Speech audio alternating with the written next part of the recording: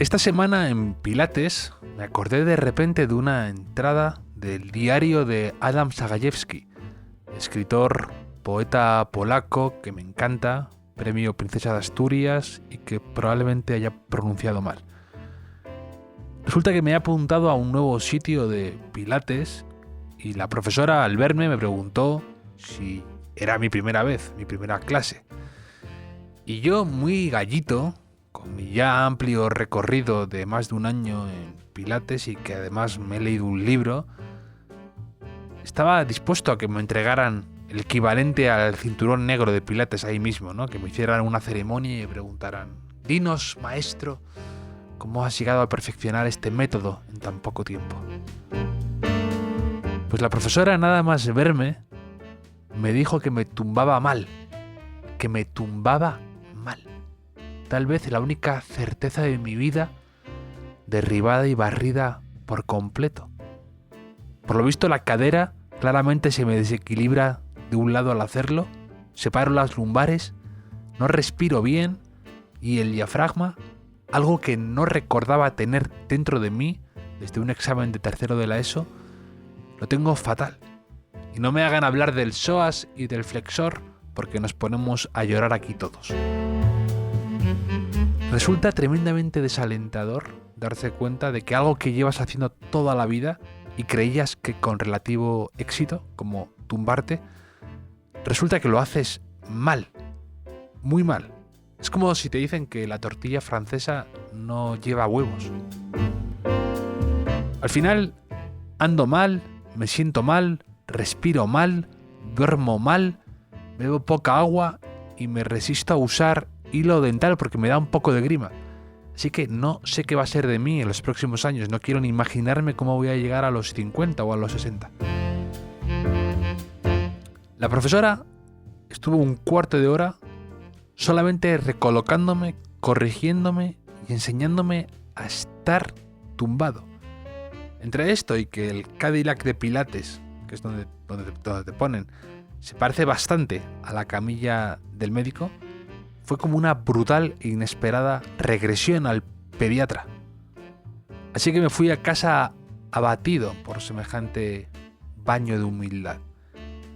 Y de repente fue cuando me acordé de esa entrada del diario de Zagajewski que estaba comentando al principio, en la que describe una visita que rinde a Czesław Miłosz, que también probablemente haya pronunciado mal, que fue premio Nobel y poeta y además pues mentor de otros grandes escritores.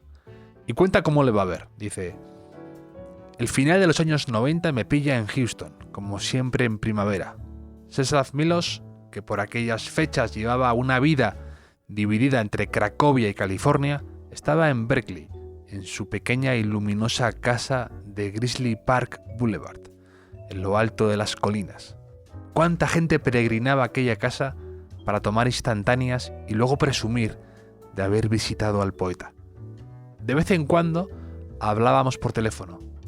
Un día Miłosz me llamó. Noté en su voz una gran tristeza, una profunda melancolía. Nos pusimos a conversar y no tardé en intuir que se sentía sin fuerzas para seguir adelante y me pedía ayuda. Finalmente dijo: por favor, sea sincero conmigo. ¿Cree usted que alguna vez he escrito un poema bueno?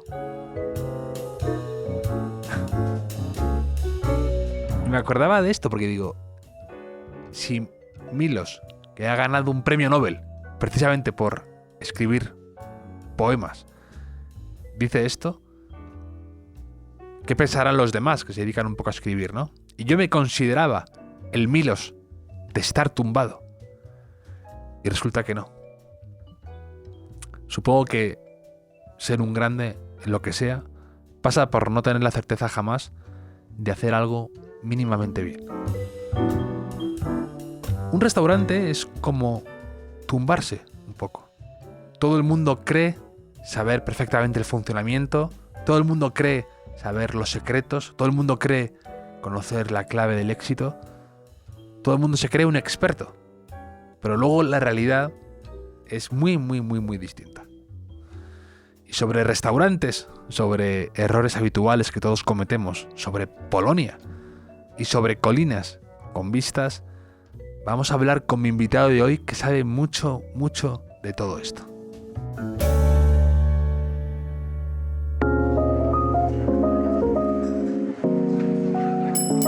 Bienvenidos al Hotel Jorge Juan con Javier Aznar, un podcast de Vanity Fair y Seagrams. ¿Cómo estás, Miguel? ¿Qué tal? ¿Todo bien? La verdad, muchas gracias, Javier, por invitarme. Placer. Tuvimos aquí a tu socia, a Alejandra Ansón, de Ansón y Bonet, y ahora traemos a la otra parte, traemos a ti, Miguel, para hablar de muchas cosas, porque eres un hombre bastante polifacético y eso me parece muy interesante. Bueno, intento hacer muchas cosas, aunque en realidad después ninguna soy bueno. Pero tú estudiaste Historia del Arte, por ejemplo, ¿no? Ajá. Y eso es Sí. muy, muy interesante y sabes mucho además, que hemos estado hablando antes. Y luego has acabado dedicándote al mundo un poco de tu pasión, ¿no? Que es el tema de la comida y todo lo que gravita a ese alrededor. Sí, la verdad es que descubrí que era mi pasión gracias a, entre otras cosas, a mi socia Alejandra. Porque yo estuve dando tumbos durante muchos años.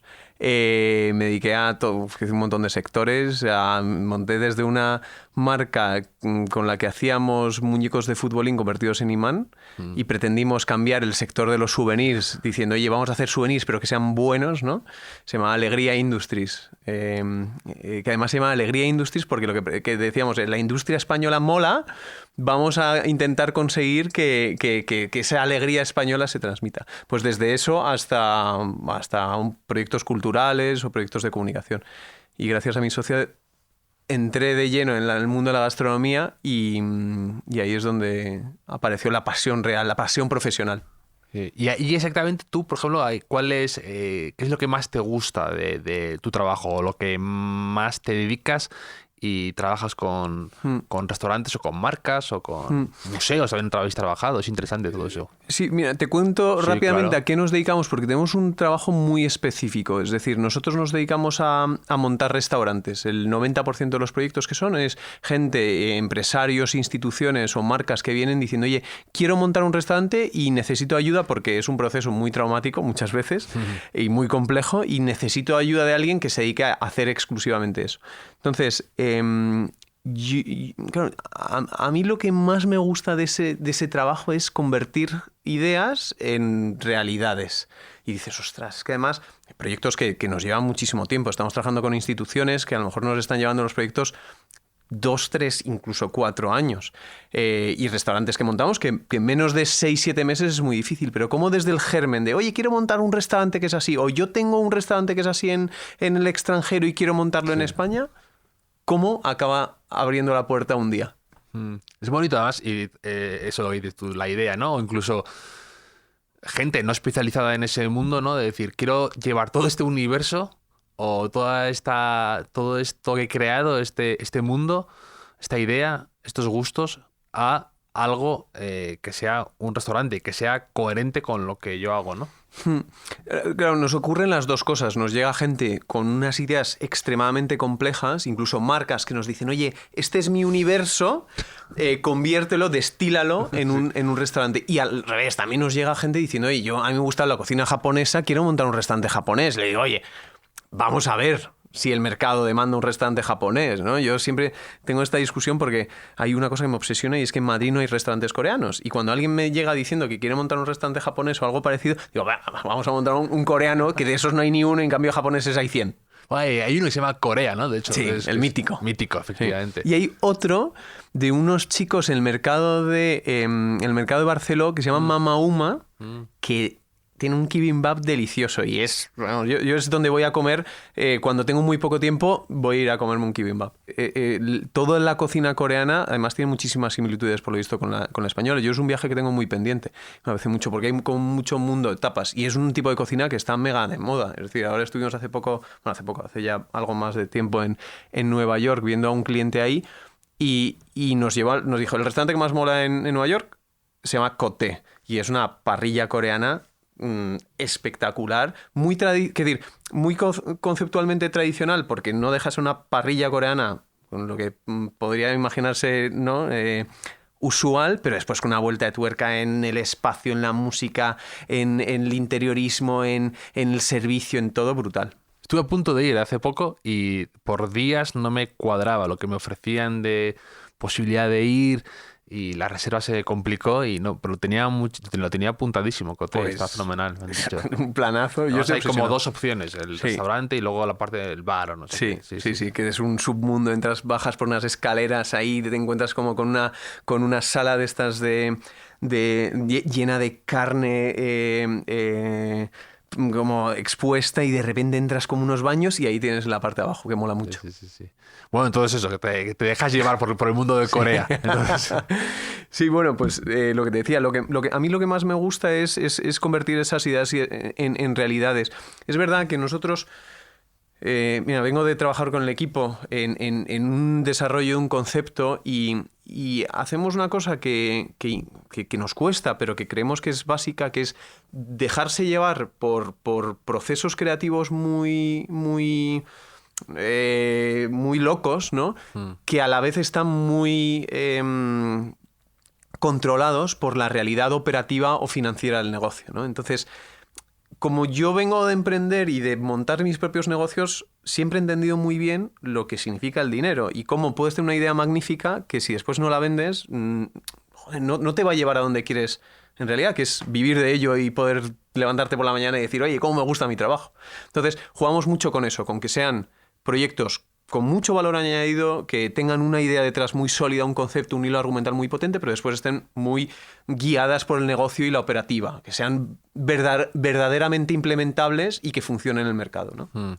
a ver, eso, que vosotros lo que hacéis y que es interesante es todo lo que hay eso alrededor de un restaurante, ¿no? Que implica un montón de cosas que hay que tener en cuenta, quizás demasiadas a veces, y que te puede hasta dar un poco de miedo, pero si las tienes localizadas y sabes un poco localizarlas y saber cuáles son esos obstáculos a evitar o a saltar, es interesante eso. Mira, Alejandra escribió hace poco el prólogo de la guía hedonista de Jesús Terrés y hablaba Amigo. de todo eso, todo lo que tú dices, ¿no? De cómo a la hora de montar un restaurante tienes que tener en cuenta miles de millones de proveedores, de variables, de temas. Nosotros hemos masterizado bastante el proceso. Seguimos cometiendo errores porque te encuentras con muchísimos problemas, ¿no? Pero hemos masterizado mucho el proceso y hemos conseguido que a partir de un concepto sólido y un plan de negocio bien armado, después aterrizarlo en una oferta coherente con una estrategia de comunicación detrás que realmente sea útil para el lanzamiento del restaurante, con una operativa llamativa pero funcional, con unos procesos administrativos que son terribles y muchas veces aburridos, ¿no? Pero muy relevantes. Entonces le damos mucha coherencia al espacio, al branding, a todo. Y la verdad es que yo creo que es un poco ese secreto que tenemos y que nos ha hecho conseguir que todos los restaurantes que abrimos funcionen. Y, por ejemplo, ¿qué has aprendido que te haya parecido muy interesante al entrar en este mundo? O sea, que en ese tiempo, ¿qué es lo que más te ha podido llamar la atención? O algo que veas y decir, no me puedo creer que esto sea tan recurrente o que me encuentre con esta situación una y otra vez y que a veces no se habla de ello. Pues mira, yo una cosa que he aprendido también gracias a Alejandra, que como ves es mi socia, pero también Mentora. casi una referencia. Tu Sherpa. Mi Sherpa, exactamente. Ostras, es fijarse en el público.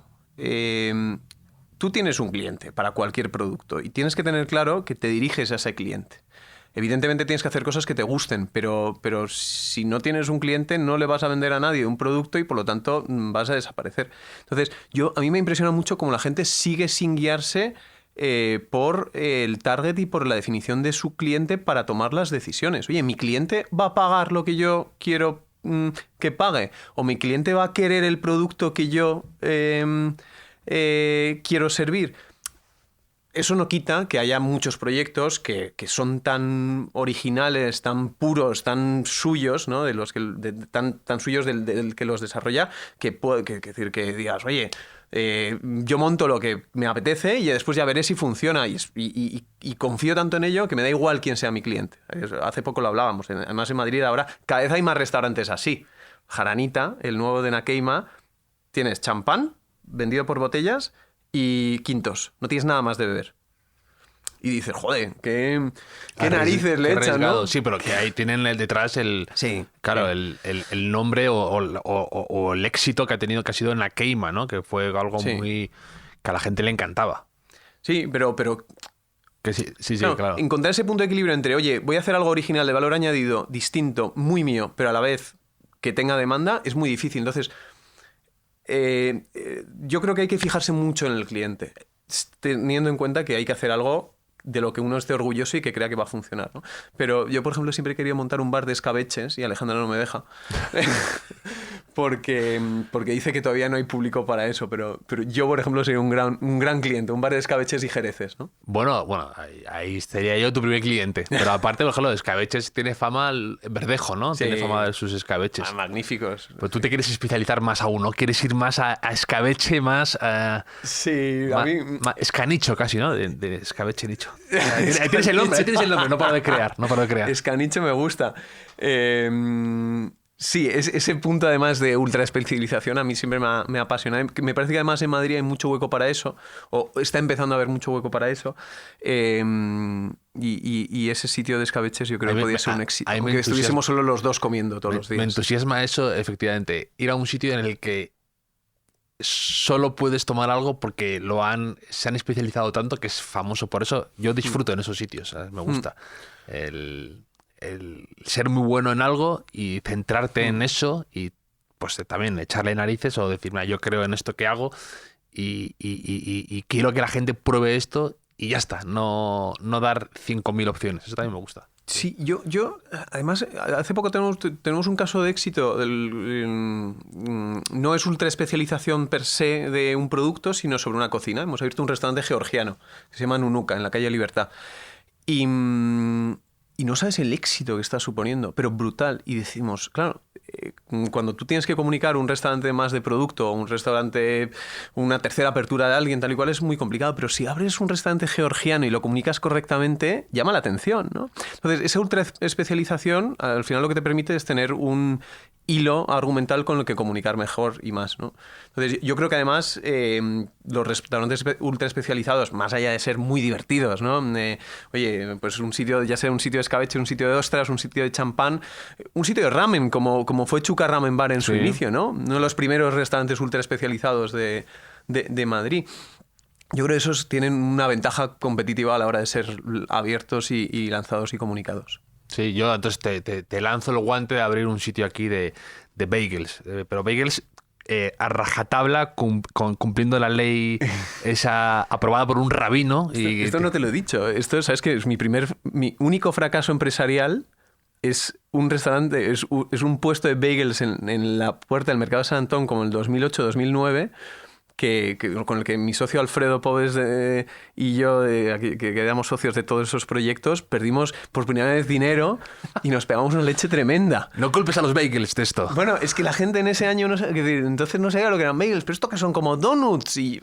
es verdad que es muy especializado porque incluso dentro de Estados Unidos es algo muy de una zona de Nueva York y viene de Polonia y es algo muy especial y no se toma en todos lados, pero... Claro, nosotros vimos la oportunidad y dijimos, ¡buah, lo vamos a petar con un sitio de bagels! Y la leche fue tremenda. Nos abrió... Esa fue nuestra primera experiencia de Food and Beverage. A raíz de eso cogimos la gestión de la cafetería de la Casa Encendida y ahí ya es donde cogimos tracción. Y aprendimos cómo funcionaba el negocio. Pero los bagels lo siento. Es que ahora ya han abierto un sitio, ¿eh? No me acuerdo cómo se llama. Está por la zona de Río Rosas o por ahí. Sé cuál es. No he ido. Me lo mandaron por... Sí. Creo que ese ya es un éxito. Ah, pues bien. Y no, pero vamos, que parece interesantísimo lo que montas y lo que vais aprendiendo. La verdad es que es algo que aúna muchos intereses, ¿no? Abrir un restaurante, ¿no? En cuanto a, pues si te gusta la comunicación, el marketing, la gastronomía, por supuesto, la cocina, todo lo que hay ahí implicado es muy bonito. Sí, sí. Sí, ¿sabes qué pasa? Que además yo creo que esa es gran parte del cambio que ha habido en la mentalidad de los empresarios del sector en los últimos, te diría que 10 años, ¿no? Es decir, antes un restaurante...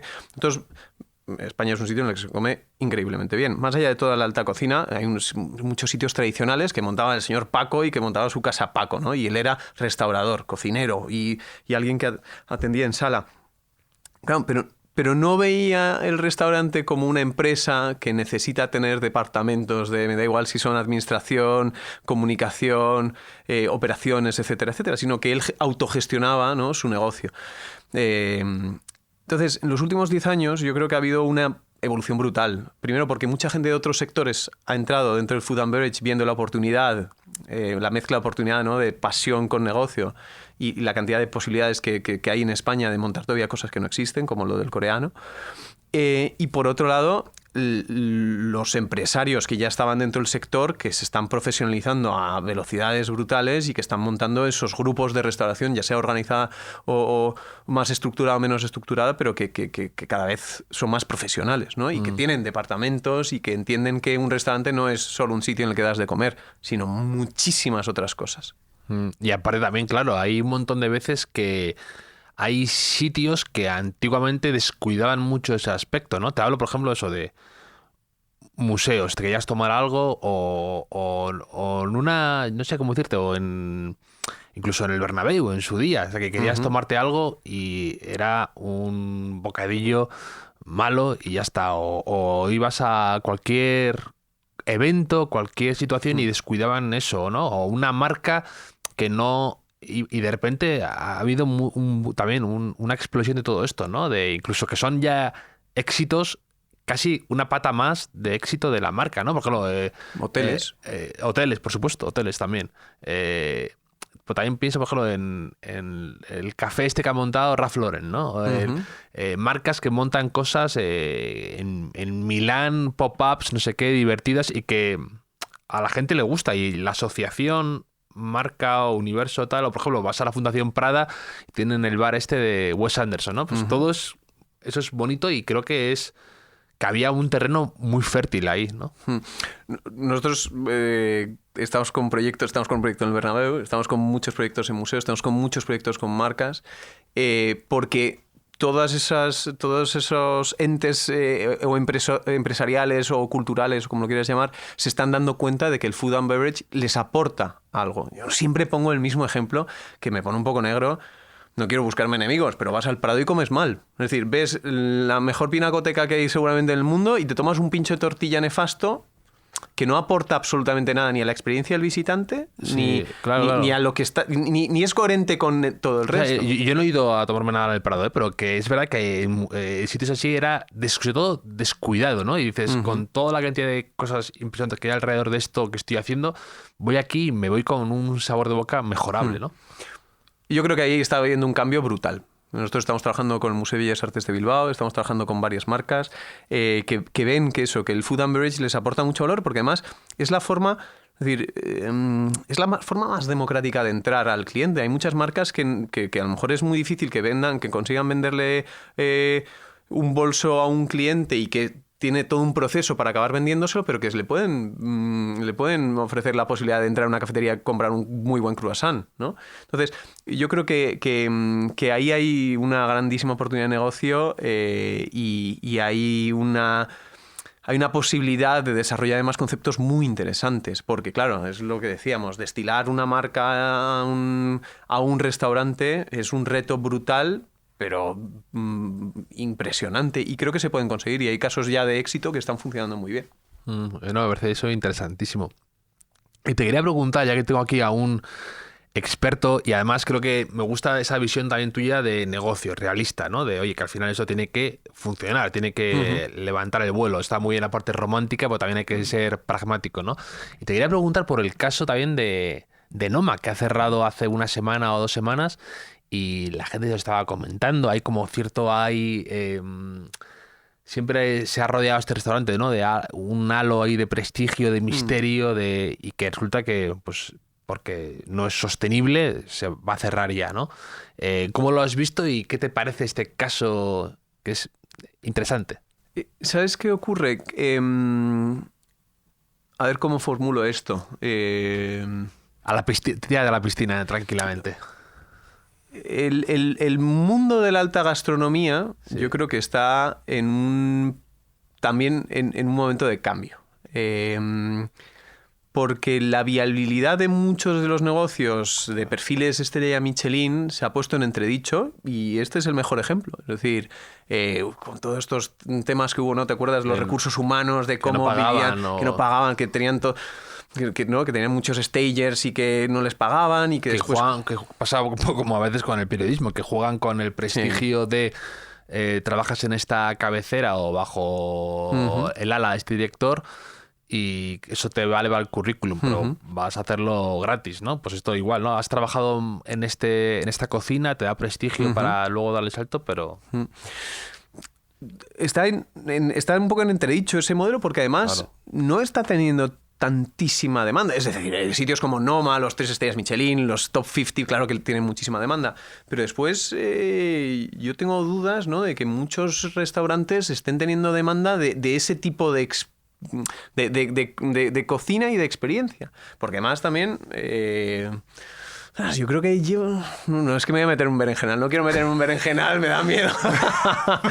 Decir dónde creo yo que está el sector de la altísima gastronomía. Desde luego yo lo que creo es que la viabilidad del negocio es muy relevante. Y si no, es que no es posible sacar las cosas, porque al final te das cuenta de que tiras y no llegas a fin de mes y no estás ganando el dinero que necesitarías ganar. Por mucho que te guste tu trabajo, necesitas ganar ese dinero. Entonces, yo creo que lo de Noma es un toque de atención para muchos que tienen que revisitar su modelo y ver si es viable o no es viable. Pero vamos, yo creo que cerrar Noma es parte de lo que es el proyecto Noma, porque es como un poco como le pasó al Bulli, ¿no? Que lo mejor que le puede pasar a esos sitios es cerrarlo y ya es la última pátina de prestigio que puede tener, que es el que ya no puedas ir a ese sitio y que haya gente que haya ido y gente que no haya ido. Eso ya es como la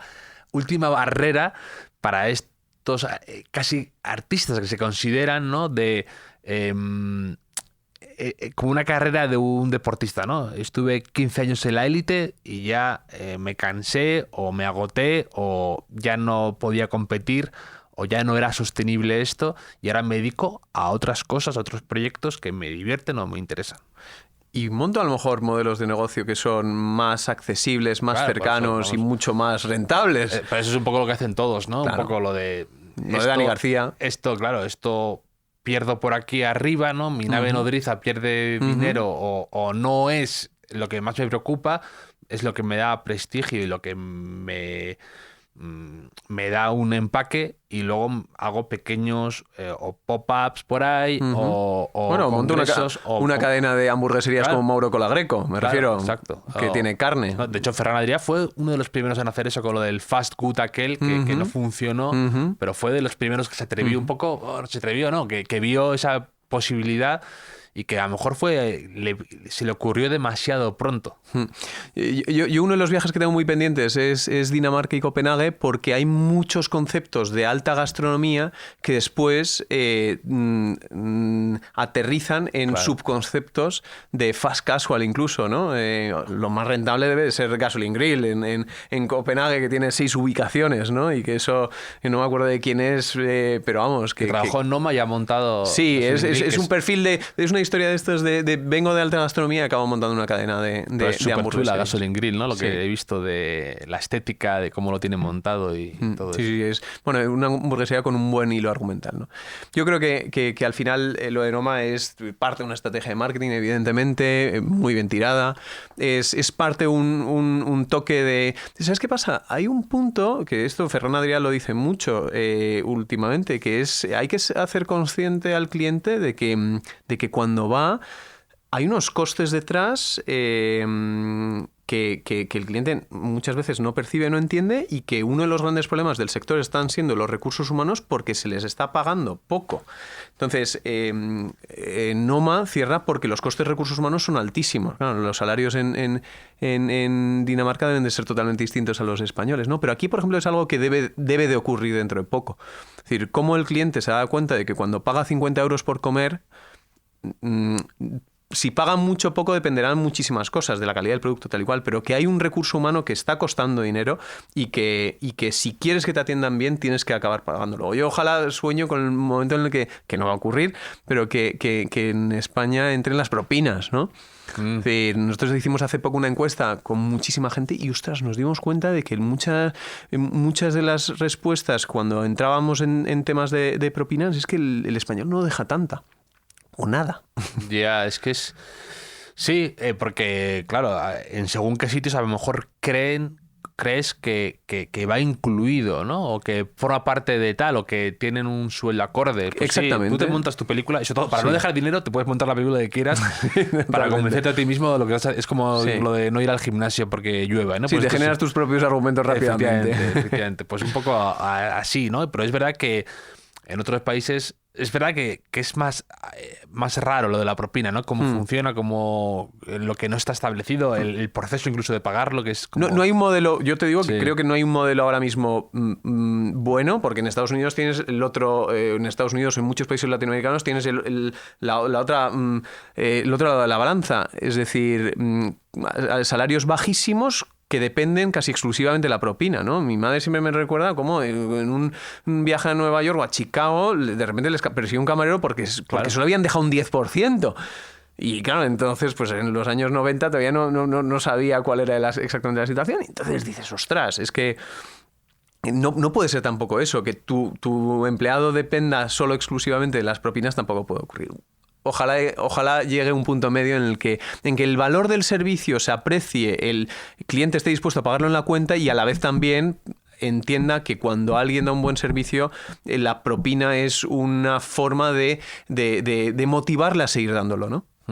Sí, muy interesante. Y aquí tenemos la tradición del cuestionario Proust para conocerte más y saber un poco tus gustos, inquietudes y preferencias. ¿Te parece que empiece a preguntarte? Sí, esto se me va a dar mal, pero bueno. No, hombre, no, seguro que no. ¿Cuál dirías que es tu idea de felicidad perfecta en un restaurante o en un bar o a un sitio al que vas a tomarte algo? Pues mira, nosotros nos dedicamos a ver sitios nuevos constantemente.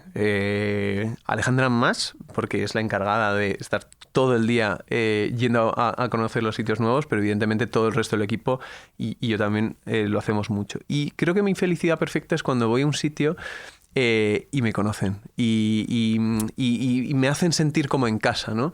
Y es uno de esos sitios a los que vas como muy recurrentemente, esos sitios familiares a los que te han llevado tus padres, a los que has ido siempre toda la vida con tus amigos, ¿no? Que para mí es felicidad. Sí, y también que asocias con momentos a lo mejor de celebración o de ocio, de totalmente. Momentos de al salir de un examen, ¿no? A mí yo tengo esos recuerdos de sitios con gente a la que quiero, que es verdad que eso es muy difícil de superar.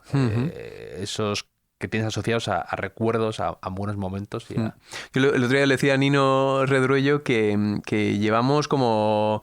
no sé cuántos cumpleaños seguidos celebrando en alguno de los sitios del grupo Lancha. Es decir, el otro día celebramos mi cumpleaños en The Omar, el nuevo que han abierto en el Hotel Thompson. El año pasado celebramos el cumpleaños de mi madre en Lancha y así hasta tiempos inmemoriales, ¿no? Y en cada uno de los sitios, el de mi hermano en Fismole, no sé cuántos. ¿Por qué? Porque son sitios en los que nos sentimos muy cómodos, independientemente de que sean amigos. Son sitios en los que el servicio te hace sentir cómodo y cercano y son sitios en los que se come muy bien. En ese contexto como de confort, ¿no? Independientemente de que sean, es decir, Fismule sea uno de los mejores sitios de Madrid en la relación de creatividad y experiencia conjunta, ¿no? Y algo que no soportes o en lo que te fijas especialmente cuando vas a un sitio a comer y que a lo mejor te chirría o que te cuesta. Ostras, a mí me perturba el servicio del vino y además sé que es un tema muy personal y un poco técnico, pero un mal servicio del vino y una mala copa me rompe. No significa que tenga que tener unas copas sopladas a mano espectaculares, sino que haya coherencia entre el tipo de vino que estás bebiendo y el servicio que estás teniendo. Porque me parece que es parte de un proceso. A mí me gusta mucho esta idea de descorchar botellas y darles la importancia que tiene al momento del descorche, que llevan tantos años, ¿no? El vino lleva tantos años metido dentro de la botella, que ese momento de abrirlo es, para mí, es relevante. Pues mira, yo algo que me está costando mucho de los sitios últimamente, o que me molesta, son estas terrazas que ya colonizan demasiado la acera. ¿Sabes? Que están como extendiendo sus tentáculos demasiado y bloquean el paso a la gente, o no lo hacen fácil, o de repente entre que meten una planta exótica, de repente meten no sé qué, hay unas cajas de no sé qué, hay una cola. Es que tienen la calle colapsada. Entonces eso me chirría un poco. Este es uno de los casos en los que yo tengo que hacer un ejercicio de abstracción para entender que la gente quiere terrazas. Para mí no me llaman casi nunca la atención. Entonces, y me sorprende porque es verdad lo que tú dices, que ahora mismo están colonizando como si fuesen hongos, ¿no? Las calles. Sí que es verdad que son, para el hostelero son, es decir, la bomba. Es decir, y son un plus de facturación y que además puedas ir a una terraza. A mí lo que sí me parece interesante es que puedes ir a una terraza que no sea siempre igual y que sea un poco más bonita, pero esa extracolonización hay que tener cuidado con ella. Sí, no, pero que, o sea, me parece fenomenal que la gente, pues, que fume, que esté al aire libre, que en Madrid además es agradable para estar así, lo puedo entender todo, pero tampoco formes barricadas, ¿no? Y entorpezcas el paso a la gente. Eso me cuesta más, pero sí que entiendo que es muy, muy apetecible, porque aparte es como tener un doble escaparate, ¿no? Y lo haces atractivo a la gente, lo puedes... Bueno, es que ahora además se han duplicado los aforos de muchos sitios gracias a las terrazas. Claro, por eso. eso. Tenías antes 50, a lo mejor tienes 75. Claro, por eso. Entonces hay que tener también consideración, yo creo, y que no se vaya de las manos el asunto. Sí, hay que encontrar un punto de equilibrio ahí. ¿Y cuál dirías que es un bocado perfecto y preferido tuyo? Que nada puede competir con eso. Aquí hemos hablado de una patata frita después de un baño en la piscina o en el mar, un trago de café con algo salado nada más despertarte, un xiaolongbao así que te explota, un anacardo viendo un partido de fútbol, en mi caso. A mí esas cosas me gustan mucho. Pues mira, mi madre es polaca y aunque nacimos en Madrid y nos criamos en Madrid, nos ha inculcado desde pequeños la cultura polaca en vena directamente. Entonces, todo lo polaco para mí es ese comfort food que me recuerda a los veranos, a los 3 meses en Polonia, en la casa de campo, recogiendo setas y pescando con mi hermano, ¿no? Pero hay una cosa que para mí es el bocado, que se llama ptasie mleczko, que es la leche de pájaro. Y es una especie de nube recubierta de chocolate. Y tengo un recuerdo muy gráfico. Yo tengo recuerdos de mi infancia y adolescencia como muy puntuales y muy gráficos. Y me acuerdo de comerme leer Guerra y Paz con 14, 15 años en el tejado de la casa de campo y comerme cada día que leía durante 2 o 3 horas un paquete de estos chocolates. Y para mí es, de vez en cuando voy a la tienda polaca aquí, en la que también celebré el otro día un cumpleaños con los amigos ahí divertido. ¿Cuál es? Se llama La Polonesa, está en la calle Nicasio Serra, no, está por ahí por la avenida de Barcelona. Y es un sitio que es que te traslada a Polonia año 1985. Y de vez en cuando voy ahí, me compro ese paquetito y me lo llevo a casa y es el bocado. ¿Y cuándo vas a abrir aquí un restaurante polaco o no te atreves? Bueno, eso es, no hay ningún polaco y es un proyecto que tengo con mi hermano. Hay un tipo de dumpling polaco que se llama pierogi, que es delicioso, y creo que un sitio de pierogis, vodka y sopas podría funcionar muy bien. Es verdad que esto es otra vez la abstracción del cliente. Yo no entiendo por qué no funcionan los sitios de sopas en Madrid. Y me dice mi socia Alejandra, pero ¿cómo van a funcionar si estamos todo el día a 40 grados y además no es cultural? Yo un sitio de sopas polacas me parece que podría petarlo. Yo aquí también he hablado mucho con Anabel Vázquez y con más gente de somos entusiastas de las sopas y no hay sitios aquí de sopas. Y realmente sí somos de sopa. Sí que hay cultura de plato, de cuchara. Somos de guisos, exactamente. No, pero también, o sea, te quiero decir que el salmorejo o el gazpacho es una sopa, que vale que buscamos que nos caliente el alma, ¿no? Que tenga ese... Pero que no deja de ser parecido, ¿sabes? Sí, es una categoría de sopas, pero si realmente lo analizas, son las sopas menos sopas de todas. Claro, claro. Es decir, a mí, por ejemplo, yo creo que una de las pocas sopas que en España se consume mucho es la sopa de pescado, ¿no? En todas sus diferentes versiones, que eso sí que es algo que... El bisqué y tal y cual. Claro. Eso sí que está más interiorizado, pero además está relacionado como con lo festivo, ¿no? Y muy, muy, muy norteño. Una de las sopas que más me gusta y que más me gusta hacer. Pero sí, yo creo que las sopas son... Hay que promover las sopas, hay que hacer una asociación de soperos... Make soup great again. Make soup great again, totalmente. Y convencer a los españoles de que las sopas son un hit porque te reconfortan a otro nivel. Claro, ¿no? Pero hay algo ahí que no sé por qué lo tenemos como asociado a Mafalda, que no le gustaba tomar sopa nunca, y un poco también de comedor de colegio o algo así. Hay un trauma en España con las sopas, no sé por qué. Y hay mucho rechazo a veces. Y a mí me parecen también buenas. Bueno, ¿cuáles son tus sopas favoritas? Yo otra vez, la sopa de pescado, la que te decía, la sopa de harina fermentada que se llama żurek, con huevo y con salchicha polaca, la sopa de setas, que ha sido siempre mi favorita, y ahora me he pasado de rosca con las setas y he desarrollado una intolerancia. Compré un proveedor que le venden a nuestros restaurantes 5 kilos de perres chicos, y ya venía de comer muchísimas setas siempre. Tuve un problema en el brote y es que me comí toda la carta del brote, que tampoco es muy extensa, pero me sentó un poco mal, no por nada, no por ellos, sino por mí. Y me intoxiqué un poco y me di el golpe de gracia con los perres chicos y con una temporada en la que comí mucha seta y ahora no puedo comer. Y entonces esa sopa de setas, que era mi favorita, he tenido que dejarla de comer. Ya no la puedo tomar.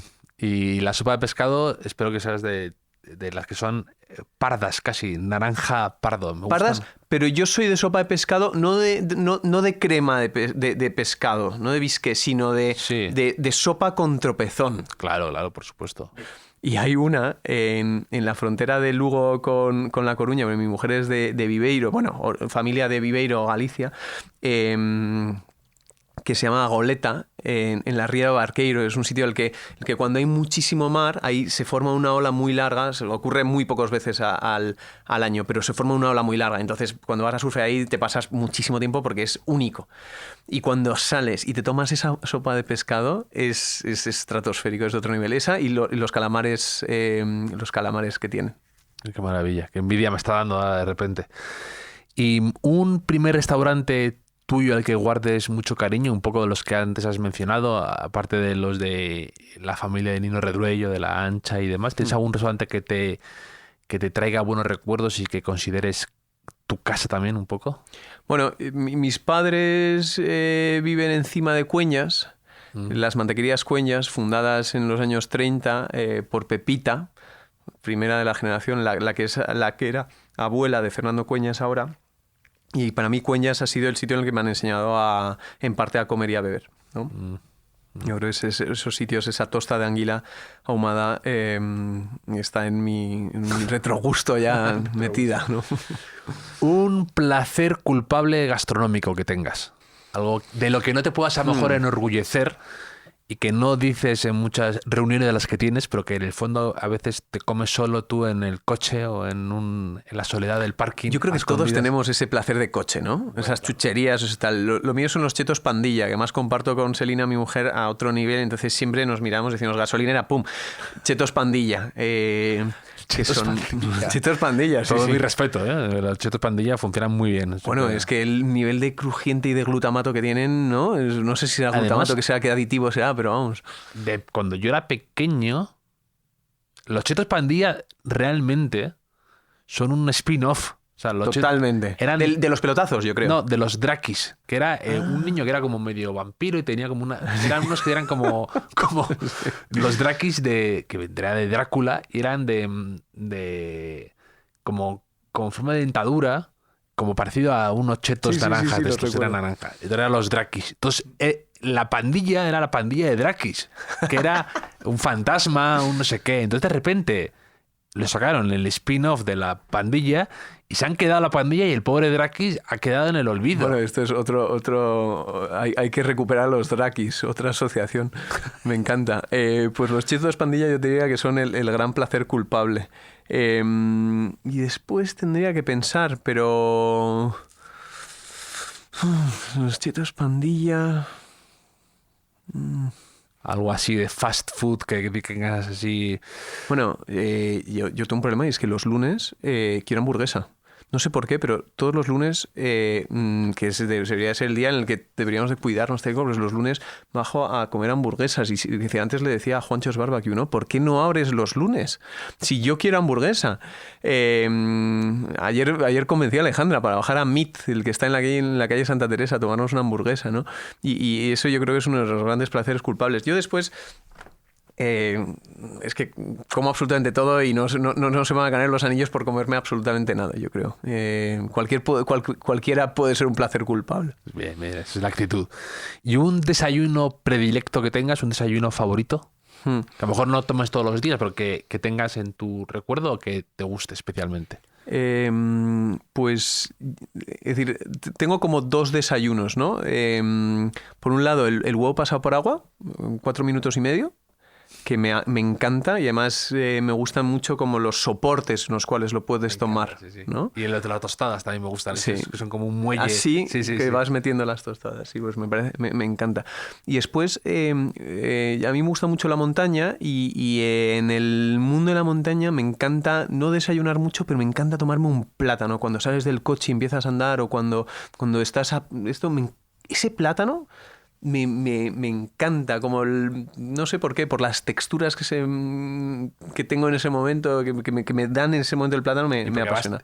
Cuando vas a andar o a hacer el ejercicio, el plátano lo tenemos aquí mentalizado que te da como ese push, esa energía, yo creo que ¿no? tiene un punto como de ¿cómo se dice?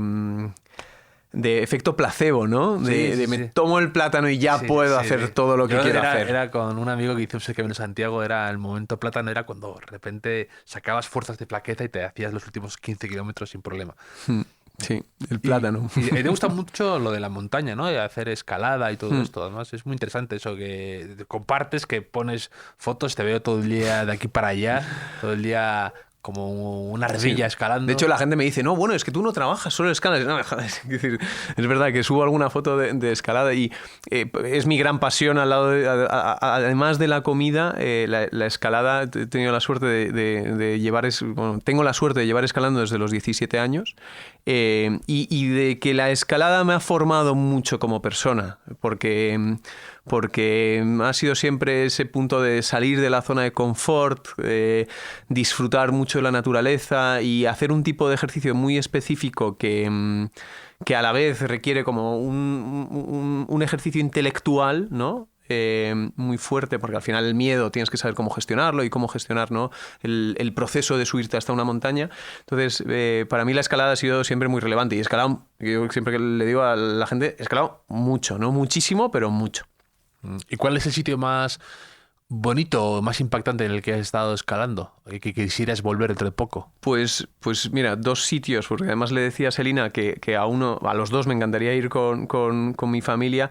He ido un par de veces al Himalaya, pero una de ellas estuve con unos amigos en Zanskar, en la frontera de Pakistán, India, en una zona que estaba bastante poco escalada. Y debajo de 2 7000 se van el Nun y el Kun y estuvimos escalando picos de 5000 y pico, 6000 metros. No llegamos a subirnos a ninguno, porque muchas veces ocurre esto cuando escalas, ¿no? Que lo bonito es el proceso y el recorrido y que muchas veces el objetivo pues, de subirte a una montaña queda relegado pues, porque tienes que priorizar la seguridad, ¿no? Y te tienes que bajar porque no te quieres matar. Pero ese sería uno. Y el otro, Indian Creek, que está en Utah y es el paraíso de la escalada de las fisuras. Es donde el anuncio de Marlboro, ¿no? Y es un sitio en el que te sientes en el lejano oeste. Vas con una furgoneta o con una caravana, haces un fuego, te haces tu carne a la parrilla y después de un día de escalada de fisuras, que además es un tipo de escalada muy específico, muy bonito, muy técnico y único, ¿no? Porque Indian Creek es una piedra arenisca que deja como unas líneas de 40-50 metros perfectas, ¿no? Y esos dos sitios son como, yo creo que los dos más impresionantes. Y a una rata urbana como yo, que quiere a lo mejor ir a un sitio a andar tranquilamente, no tengo grandes ambiciones de escalar, pero andar, estar como tú has dicho, la naturaleza, enfrentarme a problemas, pero solucionables a corto plazo, ¿qué me recomendarías? Yo te diría que en Madrid tenemos para algunos, espero que, no sé si para ti, pero un gran desconocido que es la Pedriza. En Manzanares del Real, que está a 45 minutos literalmente y que es un sitio que es un pequeño Yosemite, ¿no? Y que es un sitio, es un parque natural y es todo granito, es un tipo de roca muy noble, ¿no? Es bellísimo y tiene unas formaciones además particulares porque todas tienen nombres de animales o de cosas, ¿no? Entonces tienes el pájaro, tienes la tortuga, tienes la foca, tienes el pajarito, tienes las torres o tienes el risco de los principiantes y cosas como muy, muy bonitas y muy poéticas. El risco el cancho de los muertos, desde donde los bandidos en el siglo XVIII-XIX tiraban a los que cogían, ¿no? para matarles desde ahí. Pues me verás por ahí ataviado entero de Patagonia con un look profesional. Eso lo cuido. Patagonia, que a mí me encantan, es decir, cómo esas marcas tipo North Face y Patagonia, ahí es donde tiene el negocio real. Es increíble, pero además se ha puesto muy de moda. Estaba viendo una revista, se ha puesto muy de moda como cuando se pusieron de moda aquí los todoterrenos en la ciudad y que de repente decías, ¿por qué vas con un coche que parece diseño para cruzar el Serengeti? Lo llevas no lo sacas de tu barrio. Entonces esto ha sido algo parecido, que se ha puesto muy de moda todo la moda del hiking y todo esto, y de repente el senderismo y demás, y ahora como que se ha extendido a looks normales de la gente, muy vestidos de todo eso, de North Face, de Patagonia. No es una crítica, pero yo cuando veo a alguien con una chaqueta ultra técnica de montaña paseando por la calle y digo, joder, este tiene una chaqueta mejor que la mía que me tendría que llevar al Himalaya. Yo dentro de poco. Es que son muy bonitas también. Y después los valores de una marca como Patagonia, independientemente de dónde los lleva, mola, ¿no? Sí, entonces, bueno, que ha hecho lo de renunciar un poco a su fortuna, ¿no? Bueno, ese libro del founder de Yvon Chouinard, no sé si lo has leído, pero es un libro increíble que es ejemplo para, decir, tanto a nivel empresarial como personal para muchísima gente. Let My People Go Surfing, ¿no? Y es un libro magnífico. Que habla de cómo él empezó siendo un escalador, un dirtbag de Yosemite, y empezó produciendo los diferentes tipos de anclajes y de... Hay una foto muy chula, como él con todo el equipaje, con todo lo que hacían, o sea, como un coche desmontado, digamos, pero de todo lo que usaban para ese tipo de escaladas y demás, y todos los instrumentos que empezaron a vender y demás. Sí, es interesante lo de la historia un poco del de Patagonia. ¿Y has visto el anuncio ese que sale muchas veces compartido, retro, de Patagonia de los 90? ¿No lo he visto? Un poco como en una fisura de las que tú alabas, o un cañón, por así decir. Están un matrimonio, digamos, uno a cada lado, y se pasan en el aire un bebé. Y dices, he visto el original, no sé qué, ahora se ha vuelto a poner. No, porque la gente lo sigue compartiendo ese anuncio, pero como Patagonia está teniendo este resurgimiento, es muy gracioso lo de espero que hubiese producción detrás de esa foto, ¿no? Sí. De que no la tirasen por encima del barranco. Sí, que fuera un croma, ¿no? O algo así. Sí, eso espero. Sí. Y ¿qué llevas cuando vas a una casa como invitado y que te gusta sorprender? Bueno, a mí me has traído una botella de sake, muy bonita además, preciosa la etiqueta y demás, un sake de cereza, me has dicho que es, ¿no? Sí, es un sake que probé en Hugo Chan. Magnífico sitio, uno de mis sitios favoritos ahora mismo en Madrid. Y la verdad es que he comprado muchísimo porque me pareció excepcional. No suelo llevar saques, es un mundo en el que me estoy empezando a meter ahora porque creo que me está diciendo algo, ¿no? Sin pretensión, pero me está diciendo algo. Pero yo casi siempre llevo vino porque al final yo creo que es un terreno en el que me muevo muy cómodo y que creo que la gente casi también agradece muchas veces, ¿no? Cuando llevas vinos que descubren una historia, ¿no? Y que enseñan algo un poco distinto, yo creo que la gente lo aprecia. ¿Qué has llevado últimamente que a la gente le haya gustado? Pues como te decía, llevo normalmente cualquier vino gallego, que es, ¿sabes qué pasa? Que yo creo que los vinos más ligeros cada vez se están bebiendo más porque son más fáciles de beber y a la gente le gusta, ¿no? Es decir, venimos de una tradición de beber vinos de Rioja Ribera con un grado alcohólico más alto y con mucha barrica, que al final son... que son un poco no gastronómicos, pero sí que tienen que ir acompañados de comida. En cambio hay muchos vinos gallegos que tienen un lenguaje mucho más francés, mucho más borgoñón, que son vinos con 11, 12 grados de 11, 12 grados y medio, 13 grados, ¿no? De graduación alcohólica, que son fáciles de beber y que son muy fácilmente disfrutables. A mí, yo creo, una de las bodegas que más me gusta es Martinos Passás. Hace poco nos casamos Elina y yo hace poco y hicimos un juego de vinos y pusimos como diferentes tipos de vinos, ¿no? Pero la Tornados Passás para mí es uno de los vinos más regalables, ¿no?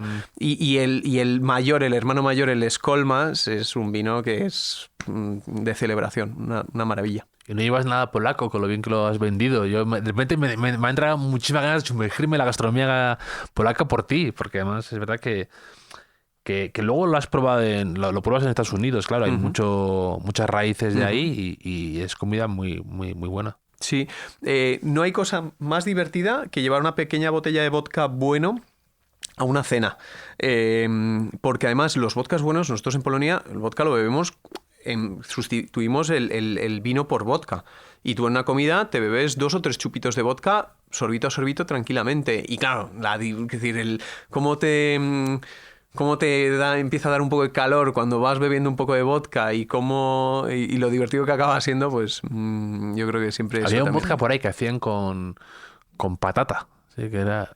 Sí, yo creo que la gran parte de los vodkas están hechos con patata.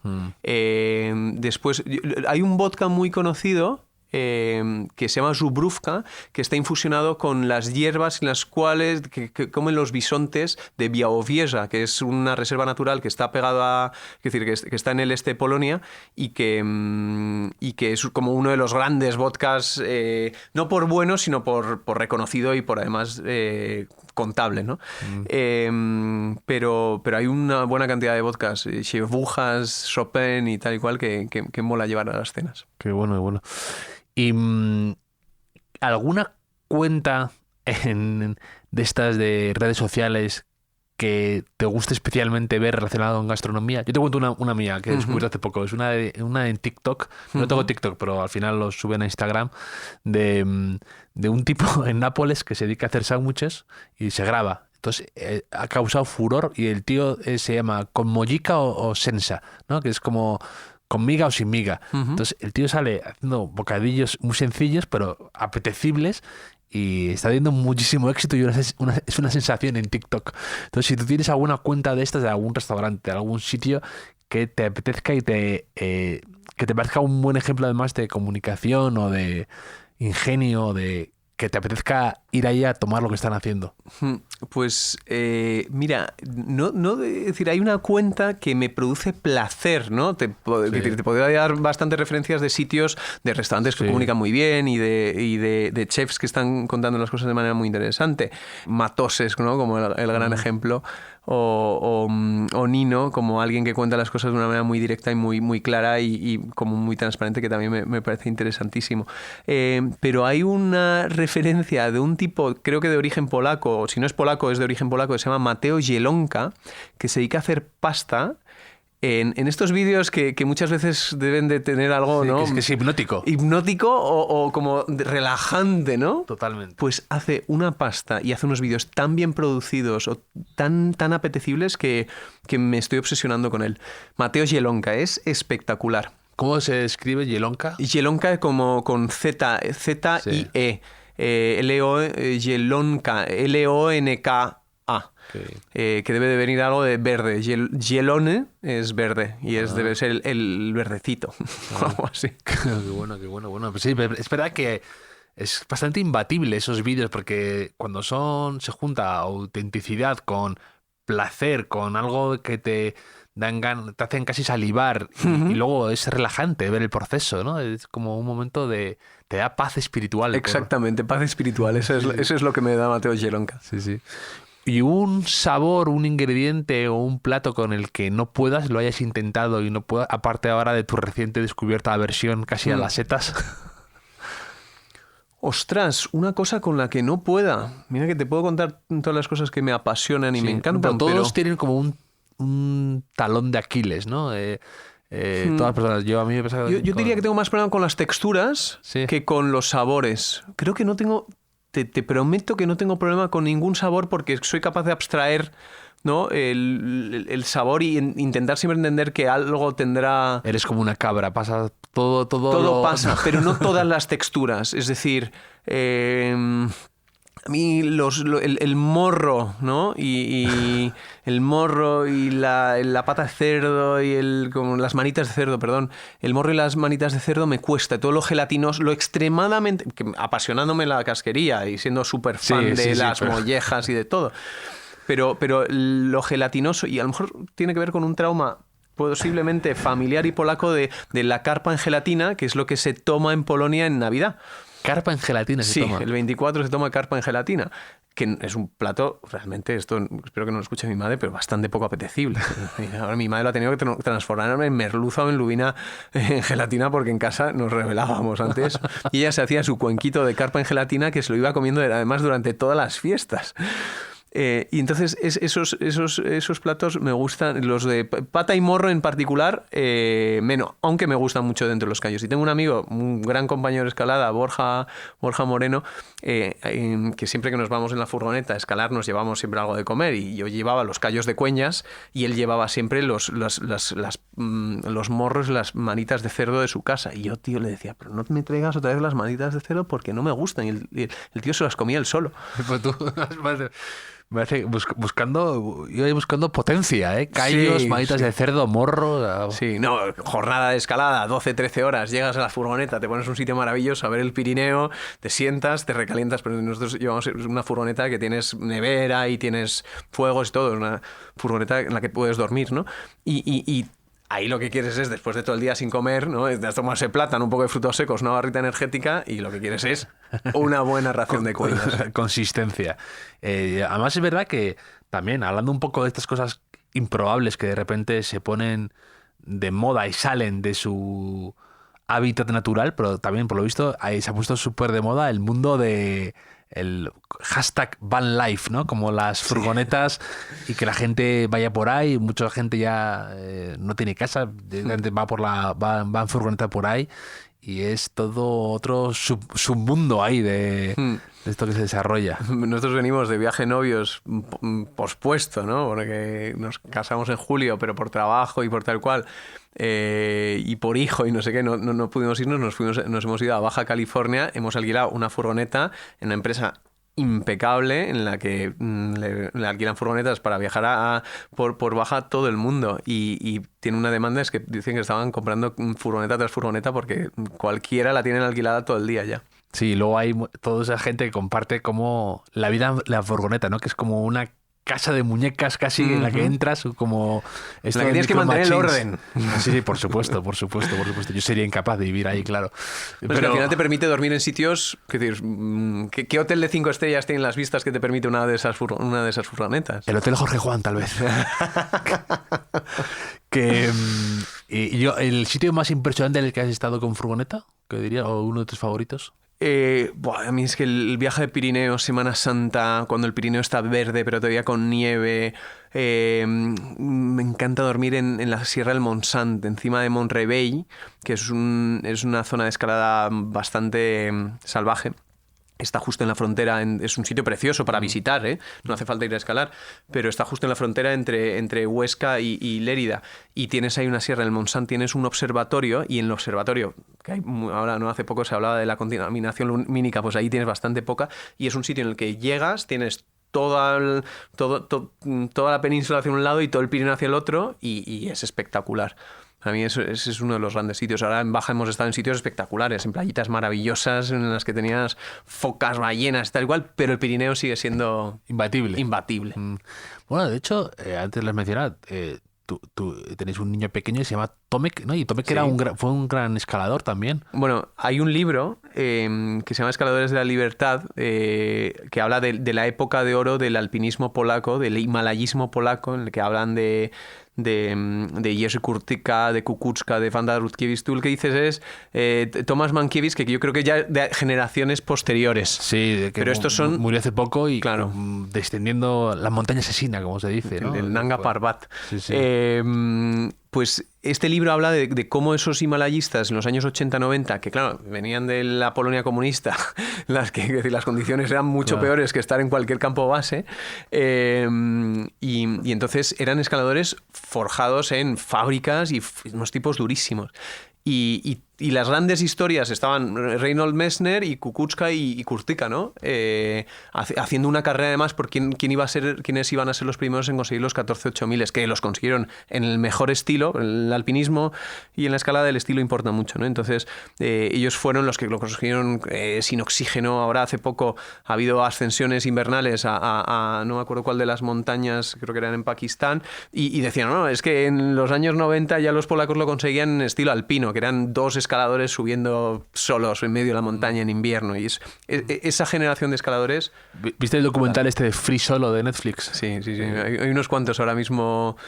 Free Solo, que es el de Alex Honnold, que es una locura porque habla de un tipo que escala en solitario sin cuerda y sin nada más que sus manos y sus pies. Y después hay otro que se llama The Don't Wall con Tommy Caldwell, que está también muy bien. Sí. A mí, y luego, sin tener nada que ver con este mundo también, pero que hablando de cosas así, hay también unos tipos también que suben cosas en TikTok, en Instagram, probablemente lo prohíban ya dentro de poco, pero que suben edificios. Sí, he visto Como eso. escondidas y Me tal. parece una locura total y absoluta, pero absoluta. que hacen auténticas barbaridades de saltar.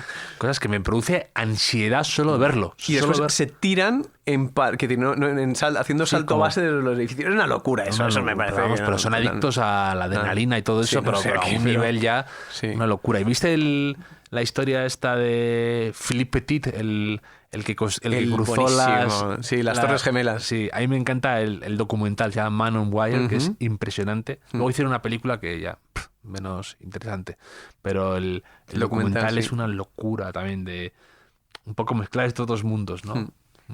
Ahí yo creo que yo el tipo de escalada que hago no tiene que ver con esa escalada sin cuerda. Evidentemente asumo una serie de riesgos y paso mucho miedo a veces, pero siempre son miedos muy controlados. Yo siempre digo, yo no me he torcido un tobillo todavía, es decir, toco madera, ¿no? Pero esos perfiles de personas son extraterrestres que hacen cosas únicas, ¿no? No, yo creo que son los Ferran Adrià de la escalada. Sí. Y aquí ya, asumiendo menos riesgos, un helado o polo favorito de tu infancia. El de té verde. Té verde. Sí, el de té verde de Don Zoco, un sitio, un japonés que ahora ya no creo que no es lo que era uno de los... Mi madre me decía que era el primer japonés de Madrid y que por eso íbamos. Ese era Naomi, teóricamente, ¿no? Sí, eso es lo que yo después le dije cuando me enteré que era Naomi, pues ella me vendía que era Don Zoco, en la calle Echegaray, pegado a la Venencia y a Chuca. Oh, qué bueno. Y recuerdo el helado de té verde y el flan de té verde, una delicia. Y después, recientemente he descubierto los helados de Sneu, de Rubén Álvarez, que son, más allá de que el packaging sean espectaculares, tienen unos sabores, un sabor de avellana que es de otro planeta, vamos. Que bueno, me lo apunto porque a mí me gusta mucho cuando voy a una casa a llevar helado. Que Pues- me gusta porque me recuerda a Santander, que hay mucha cultura de helado. Hay como, Ujú. donde vivo hay como... ¿Cuál es una- la heladería de Santander, la hay, mítica? Hay varias, hay Regma, Capri, estaba Monerris, hay varias que son instituciones ahí. Mira, yo descubrí hace poco, típica cosa por haber verano mucho en Polonia, que es que en Regma te ponen ¿cómo se llama? El corte, ¿no? De helado. Sí, efectivamente. Bueno, Sí. eso es por lo visto. Me dicen, ¿pero cómo no habías tomado esto en tu infancia? Yo, bueno, había tomado Y- ptaszemleczkos a cambio, ¿no? Y en Santander, de hecho, la heladería ahí todavía distinguen entre vainilla y mantecado, el helado mantecado. Buah, que me es- encanta. Yo soy de mantecado, si tengo Sí, que sí, sí, decir. sí. Algo que siempre esté en tu carrito cuando haces la compra. Algo que te lleves siempre y que no puedas evitar coger ahí y decir, mira, sin esto no hago la compra. Pues mira, Fundamental. té negro, siempre, porque me he quitado un poco el café. En general, tengo que tomar menos café del que tomo. He tenido que pasar a tomar menos café porque es que me ponía muy nervioso. Entonces, lo he sustituido mucho por té y el té se está convirtiendo en una pequeña obsesión. Y de hecho, ahora estoy descubriendo, todo el mundo es muy poco sexy, pero todo el mundo de las infusiones. Hay una marca que se llama Copper Deli, que es una delicia, tiene un mundo de infusiones espectacular y ahora estoy metiendo, ¿no?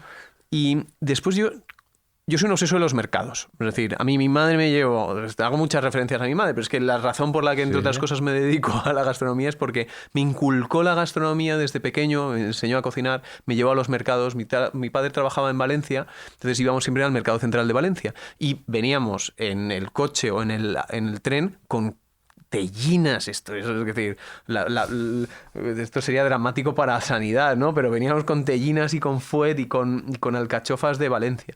Entonces, yo siempre que voy al mercado es un tópico, pero es que para mí el producto de temporada es clave. Es decir, en mi cesta de la compra está el producto de temporada. El otro día, es decir, ahora a mi hijo le encantan las cerezas, pero había cerezas de Chile y es que fui incapaz de comprárselas. No puedo, ¿no? Y cuando no hay espárragos, no hay espárragos. Es decir, tomas espárragos en abril y como dice el dicho, ¿no? Pero no tomas espárragos chilenos en septiembre. Pero eso, además, es una medida también de sostenibilidad, ¿no? Yo bueno, no sé. Yo creo que sí lo es. Yo también soy muy fan de las cerezas, como tu hijo. Me encanta. A ver, me parecen estéticamente bonitas, además. Bueno, Parecen o sea, el cereza. color de las cerezas, me parecen preciosas. Sí, este año no ha habido muchas porque la climatología no ha acompañado.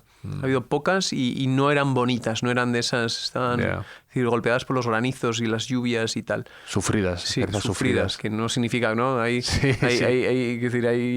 mucha fruta maravillosa que no Sí. tiene por ser bonita, pero Los la cereza... plátanos, de hecho. Mira, Sí. Algunos parecen machacados los pobres y luego están perfectos. Pero la cereza bonita es Sí. clave, ¿no? Y mira, hablando de esto, te quería preguntar también si tú que has estudiado historia del arte y que sabes muchísimo y que con muy buen gusto, te diré, te quería preguntar si tú tienes asociado algún cuadro o algún artista Ujú. a tu mundo de la gastronomía, que veas que aúna y que te parezca interesante cómo mezclan esos mundos.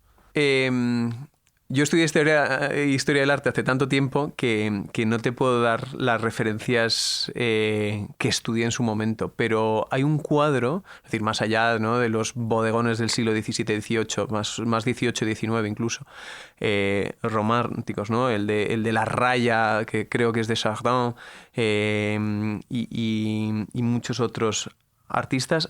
Hay un cuadro de Archimboldo, Que hacía los trampantojos un exactamente, que a mí ese cuadro me parece como ese punto divertido de lo gastronómico, ¿no? De quitarle... Yo creo que en general en la gastronomía tenemos que tender a quitarle un poco de peso a la comida, ¿no? Estamos en un momento en el que la gastronomía ha cobrado tanto protagonismo que a veces le damos demasiado. Ahora, hace poco vi la película de Menu. Guau, la vi otro día, te quería preguntar por ella. Sí, me pareció muy divertida. La película Muy está bien, divertida. no es decir, no es nada del otro mundo, pero está bien, es entretenida A mí y me me gusta- gusta esa crítica al sector, ¿no? A mí me gustó mucho la película, me pareció con un humor negro, una especie de sátira, Sí. bien hecha, porque Sí, creo sí. que podría haber tomado un atajo mucho más fácil en cuanto a caricaturizar a esos clientes o a esos trabajadores y al chef, y está muy bien tirado y con un poco el pozo ese de White Lotus, no sé, me gustó cuando no te limitas a hacerlo con brocha gorda, sino que lo haces con inteligencia y con conocimiento de causa. Lo hace muy bien la película y Ralph Fiennes está perfecto. Es perfecto, sí. Ella está genial, Ann Taylor. La mirada de Ralph Fiennes es brutal, es lo que podría ser un chef enajenado, ¿no? Sí. Y me gustó muchísimo la película, muy recomendable. Pues hay un link para mí entre el Archimboldo y The Menu, ¿no? De quitarle un poco de esto. Yo creo que de hecho en Madrid tenemos que tender a montar restaurantes que como un cliente me decía el otro día, tienen que ser precisos pero informales. Es decir, porque a veces malentendemos esa formalidad, esos códigos o de alta cocina o de extremado lujo que el cliente ahora mismo no está demandando, yo creo. No, aparte, yo creo que un restaurante son muchas cosas y una de ellas es pasártelo bien. Pasártelo bien no es ir a un sitio que sea como un examen, tampoco es asistir al show del ego de alguien, tampoco es hacer una especie de 12 pruebas de Hércules, de tomar no sé cuántos mil platos, tampoco es un ambiente embarado o muy solemne y aburrido. Creo que nunca hay que perderlo de vista. Yo, fíjate, es que creo que hay momentos para todo, ¿no? Es decir, pues cuando vas a un gran restaurante en el que tienes muchas esperanzas y muchas expectativas puestas y además es de un cocinero, pues vas a Zurmendi y vas a ver qué es lo que cómo te vuela en la cabeza, ¿no? Y no vas a comer, vas a otra cosa. Sí. Pero eso es el 3%, el 2% de las veces. El 97% de las veces restantes te vas a pasártelo bien, como tú dices, ¿no? Y a divertirte, ¿no? Y quieres que te atiendan bien, quieres comer bien, pero no hace falta que yo creo que te encorseten, ¿no? Que te hagan sentir que estás en un sitio en el que... Joder, es un sitio en el que tienes que querer estar y en el que quieres pasártelo bien. Sí. Siempre desde el respeto, ¿no? Y claro. No, yo no soy consumidor de salvajes y tal y cual. De hecho, tengo que ir para entender bien por qué están teniendo tanto éxito. Pero hay un punto intermedio, ¿no? Entre la altísima gastronomía y los sitios de moda y de baile hay un punto intermedio. Sí, y aparte también son sitios a los que a lo mejor que creo que hay que salir de un sitio queriendo repetir y a veces no ocurre con eso, ¿no? Que son tan exagerados o tan... como escalar un Himalaya que sales de ahí diciendo, mira, no vuelvo aquí en 15 años. Y a lo mejor parte también de la situación es esa, el decir, ya check, he hecho esto y ya lo puedo contar, pero no es algo que te apetezca volver a vivir. Y yo creo que eso es un error de concepto, ¿no? A ver, ahora mismo estamos sufriendo el afán del check, ¿no?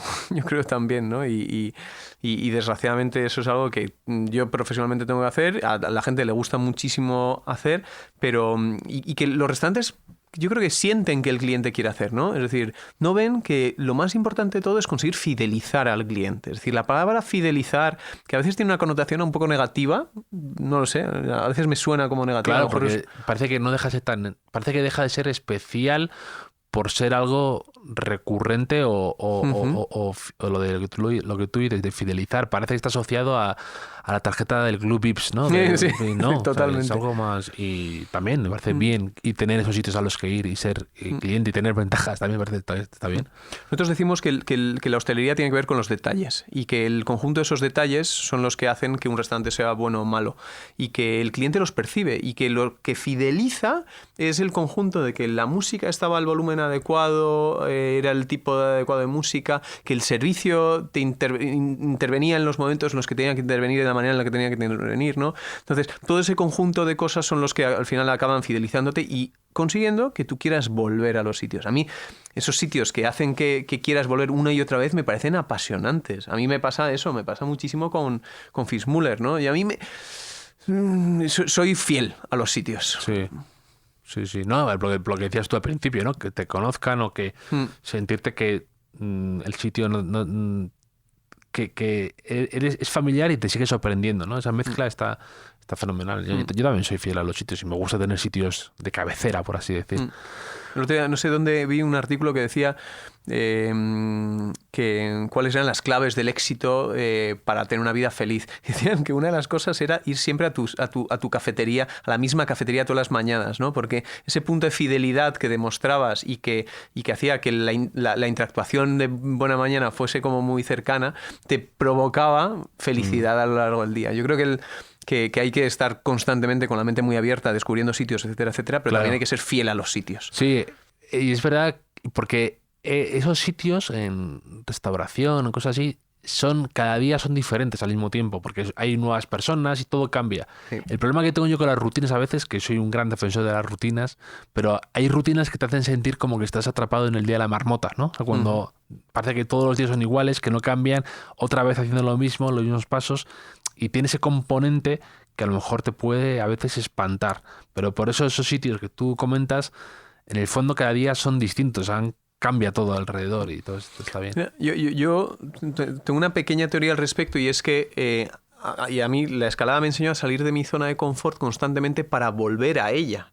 Entonces, cuando tú llegas a una cumbre, te comes unas nueces, y a mí, que no me gustaban las nueces de pequeño, las nueces te saben a gloria. Entonces, esos restaurantes que nosotros vamos buscando, restaurantes constantemente que nos abran la mente y que nos enseñen cosas nuevas, pero después volver a esos sitios en los que sabes que tienes ese producto que te gusta, ese plato de la infancia, lo que sea, me parece clave, ¿no? Y cuando vuelves de un viaje y vas al sitio de siempre y te tomas tu plato de lentejas de siempre y dices, joder, es que qué contento estoy de vivir donde vivo. Claro. Yo soy fiel defensor de Madrid, ¿no? Sí. Y es decir, siempre que le digo a todo el mundo, es que a mí me encanta vivir en Madrid, me encanta salir de Madrid para volver a La Pedriza, para volver a La Ancha, para volver a Cueñas, para volver a mi casa y a mi plato de lentejas. Sí, pues eso es lo bueno a veces de viajar o conocer otros sitios, que a veces el placer también está en poder volver, en volver. 100%. Y tu ducha, que no es la ducha perfecta, pero para ti lo es, porque es tu ducha. Entonces controlas perfectamente pues lo mismo con los restaurantes y con los sitios a los que vamos. Totalmente. Sí. Un elemento en tu cocina que se haya hecho indispensable, tú que cocinas y demás, a lo mejor un instrumento, un sacacorchos, un cuchillo, un condimento, algo que no pueda ser el té, que ya lo has mencionado. Pues la verdad es que cada vez se me están haciendo más elementos más indispensables. Es decir, un buen cuchillo y una buena sartén son claves. Ahora me regalaron hace poco un juego de Le Creuset y estoy dejando de saber cocinar sin ellas. Son bonitas además. Son preciosas, son preciosas y son muy útiles para muchísimas cosas. Es decir, tú metes un pollo dentro de la Creuset en el horno y es que es magia, porque te queda mucho más húmedo. En el momento en el que quieres lo destapas y te queda crujiente, y puedes estar haciendo muchísimas otras cosas mientras lo haces, ¿no? Y últimamente también se me ha hecho indispensable un pelador de judías. Que hay una receta... La vejez era esto. Sí, ¿no? Es como una vez yo leí una entrevista a Michael Stipe, el cantante de REM, que le preguntaban algo que indispensable para ti, con lo que no puedas estar sin él. Y decía, mi escurridor de verduras. Y yo tengo grabado a fuego de pequeño de leerlo en la revista y decir, ¿qué estrella de rock puede decir que no puede vivir sin un escurridor de verduras?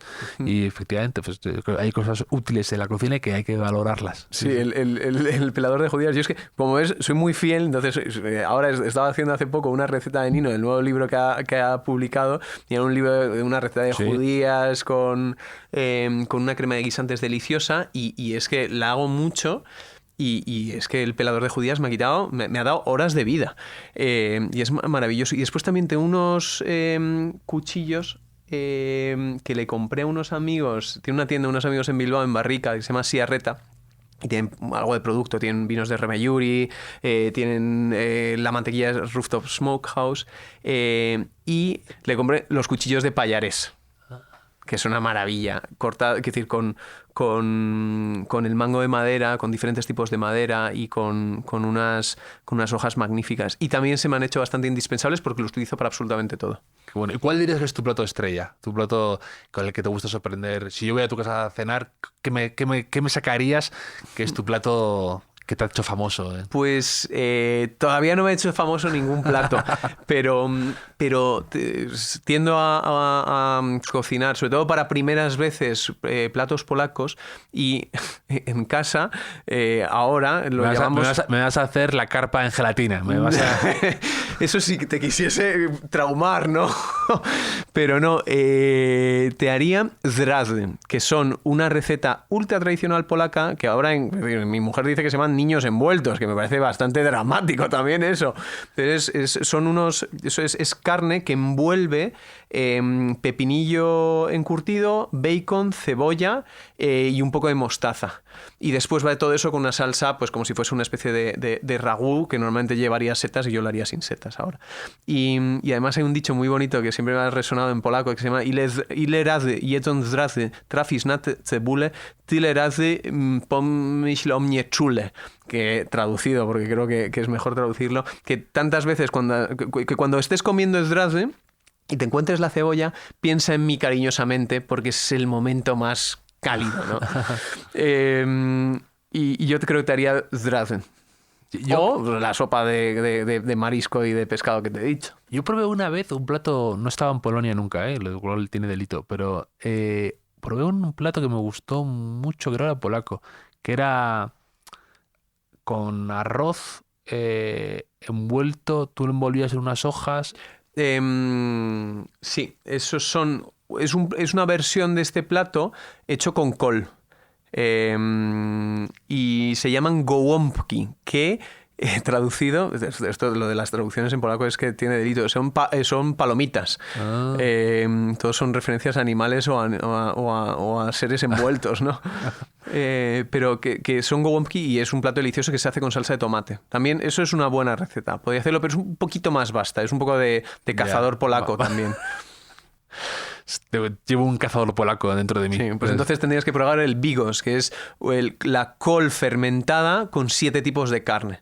Y eso lo puedes comer una vez y ya después puedes sobrevivir durante 6 o 7 días sin comerlo.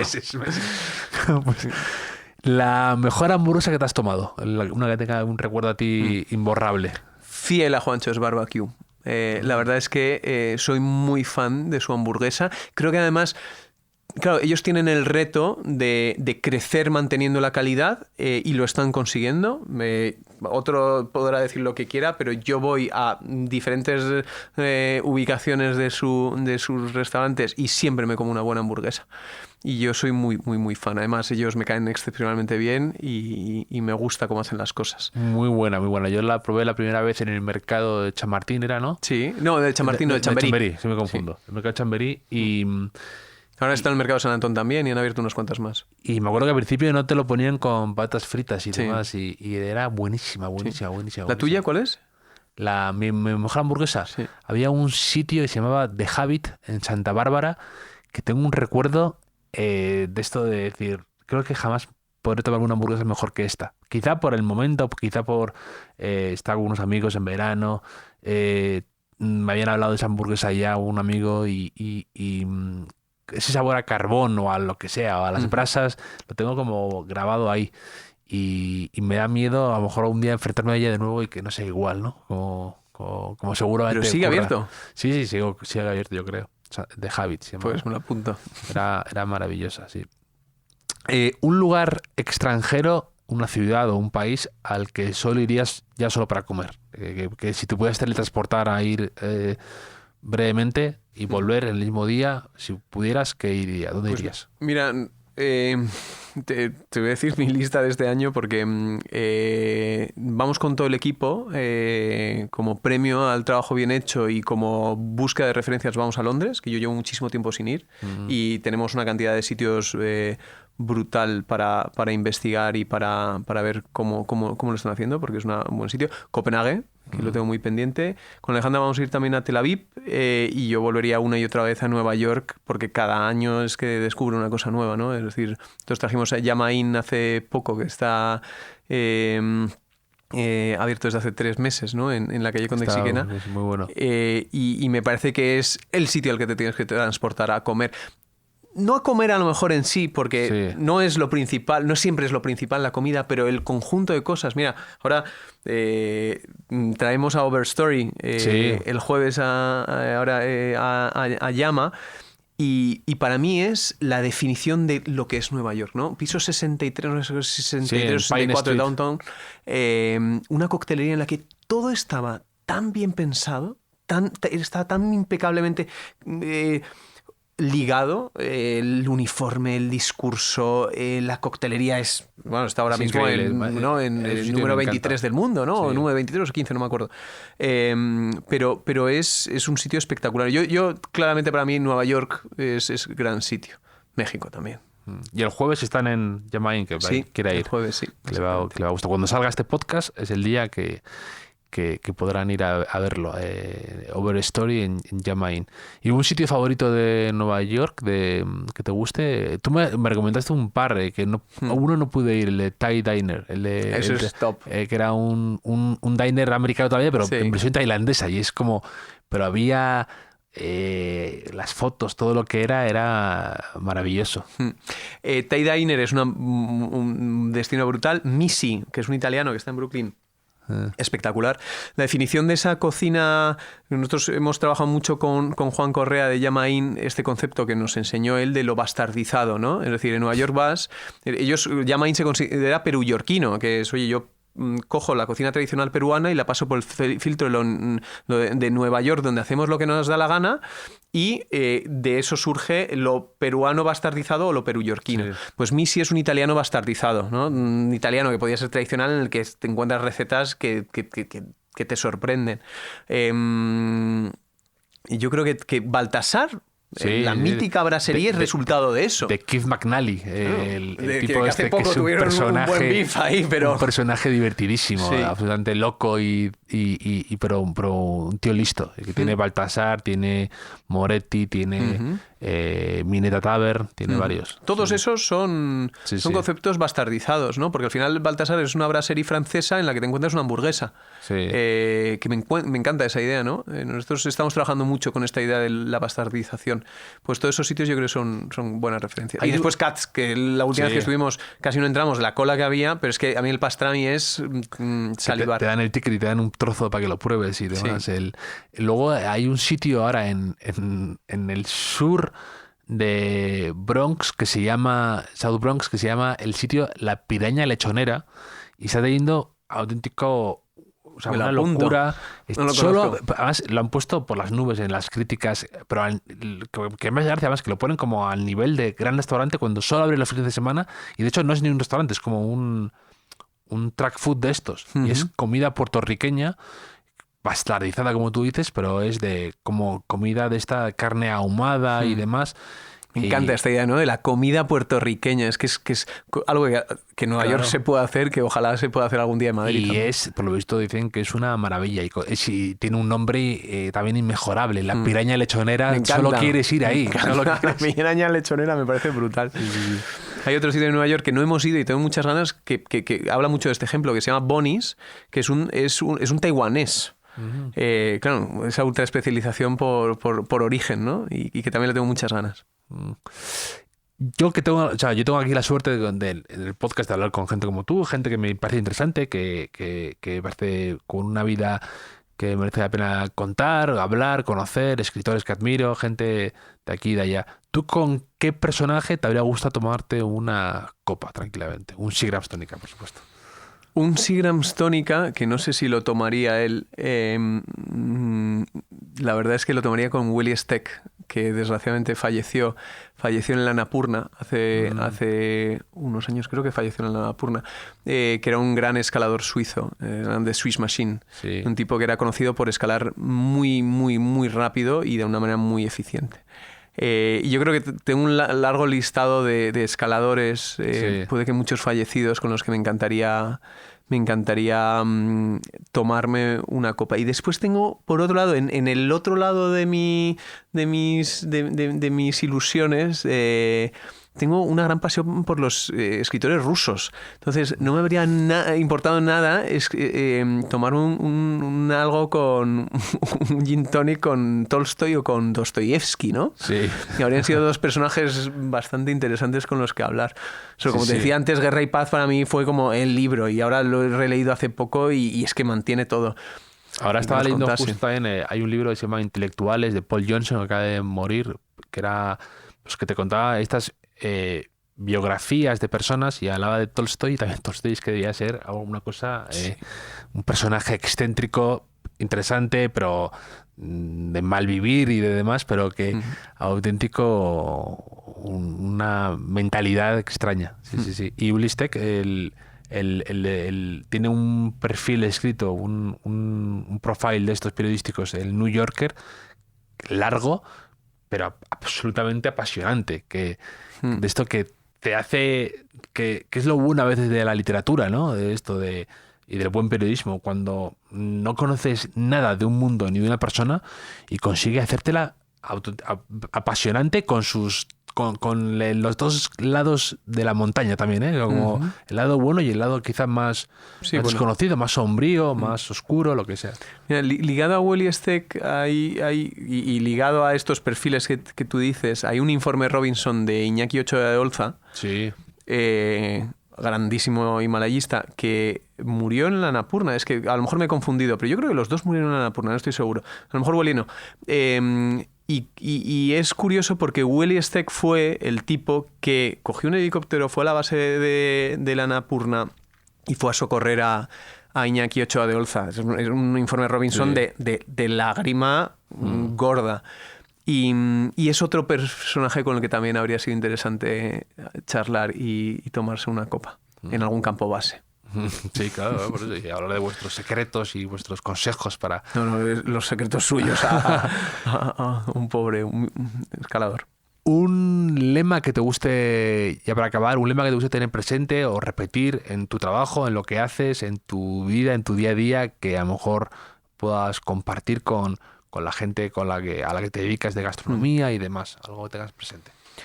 Pues, mira, es decir, y esto lo ligo con una cosa que para mí es muy relevante. Es decir, nosotros, nuestra empresa, ahora mismo, si algo tiene, es un magnífico equipo. Es decir, y estamos muy felices del pequeño pero sólido equipo que hemos creado. Y siempre trabajamos mucho en conseguir un punto de equilibrio. Es decir, lo que constantemente estamos repitiéndonos los unos a los otros es encontremos un punto de equilibrio en el cual consigamos que lo creativo conviva bien con lo financiero y económico, ¿no? O consigamos un punto de equilibrio en el cual hagamos que nos guste mucho viajar y ver mundo, pero después volver a casa. O consigamos un punto de equilibrio en el cual descubramos sitios nuevos, restaurantes nuevos constantemente, pero seamos fieles a los que nos han hecho lo que somos hoy, ¿no? Entonces, para mí, yo creo que ese punto de equilibrio es clave. No sé si es un dicho, una frase, no lo es un concepto que para nosotros está muy presente como equipo y para mí personalmente. Ahora mismo estoy intentando encontrar ese punto de equilibrio entre la familia, el trabajo y mis pasiones, ¿no? Y creo que lo estoy consiguiendo. Qué bien. Pues me lo he pasado fenomenal charlando contigo, Miguel. Te tienes que ir ya, te vas de viaje además, pero seguiría hablando contigo mucho tiempo. Y ha sido un placer tomarme esta copa contigo aquí en el Hotel Jorge Juan. Bueno, Javier, gracias a ti. Un placer.